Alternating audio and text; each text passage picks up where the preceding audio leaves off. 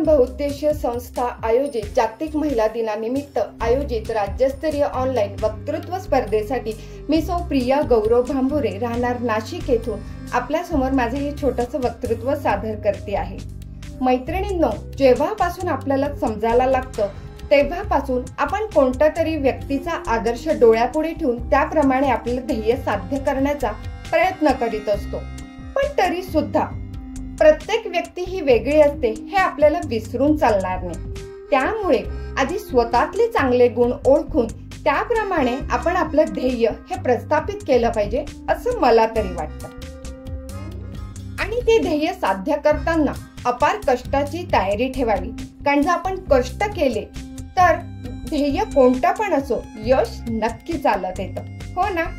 मी देखील असंच बऱ्याच महिलांचा आदर्श डोळ्यापुढे ठेवून माझं स्वप्न रंगवलं होतं, पण परिस्थिती म्हणा किंवा माझे कष्ट हे थोडे कमी पडले असतील म्हणून कदाचित माझं ते स्वप्न अधुरं राहिलं।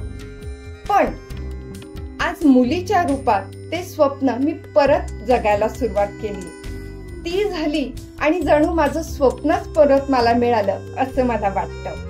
तिच्याकडून मी नकळत बऱ्याच छोट्या छोट्या गोष्टी शिकत असते, कारण आई होणं ही सोपी गोष्ट नाहीये, नाही का।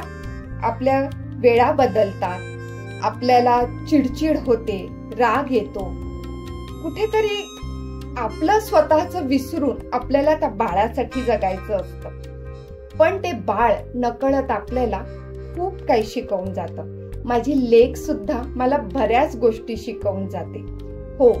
म्हणूनच माझा आदर्श माझी छोटीशी लेक माझी तनया, तिने मला संयम ठेवायला शिकवलं, राग अनावर होऊ द्यायचा नाही ह्या गोष्टी शिकवल्या। त्यामुळे आज जे काही मी परत स्वप्न माझं एक फुलवायला घेतलंय ते केवळ तिच्यामुळे।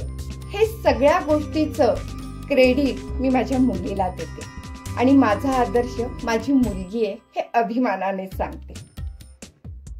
ती काय आहे ह्याच्यावर मी एक छोटीशी कविता केलेली आहे। लेक माझी भाग्यलक्ष्मी आली ती माझ्या पोटी, पहिल्या वैला होता आनंद गगनात म्हावे ना मोती, 9 मास सोसूनी त्रास बघायला घाई झाली, माझी होती छबी तू म्हणून माझ्याच महिन्यात आली, भरून गेलं आनंदाने माझं घरांचं अंगण, जेव्हा वाजायला लागले चहूकडे तिच्या पायातले पैंजण, बोबडे बोल कानाला लागे भारी गोड, या आवाजाची नाही बाई कशालाही तोड, भाग्यशाली मी म्हणून मिळाली तू मला माझी कन्या, तुझ्यामुळे समजले काय असते माया, म्हणते म्हणून तुला बाळा तुझ्यामुळे आई झाले, जगात भरभरून श्रीमंत केले, मुलगी म्हणून जन्माला येऊन आईपणाचे मौल्यवान दान तू दिले, आईपणाचे मौल्यवान दान तू मला दिले, कारण माझी मुलगी माझं जग आहे आणि म्हणूनच तीच माझा आदर्श आहे।